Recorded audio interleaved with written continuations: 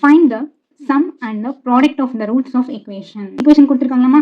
இதில் வந்து என்ன பண்ணணும், A value B value C value எடுக்கணும்.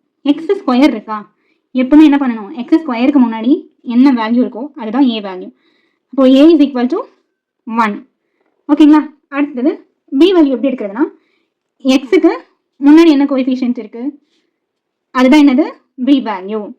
B is equal to 8. அடுத்து கவனிங்க, சி அப்படின்றது என்ன கான்ஸ்டன்ட் கொடுத்துருக்காங்களோ அதை அப்படியே எடுத்து எழுதிடணும். ஓகேங்களா. C is equal to -65. எக்ஸஸ் அப்போ பி என்னது 8, இந்த மைனஸ் அப்படியே போகணும். பை ஏ வேல்யூ என்ன 1, -8/1 என்ன வரும், -8 தான் வரும். ஸோ இதுதான் sum of the roots. C value என்னது -65, -65 பை ஏ வேல்யூ என்ன 1.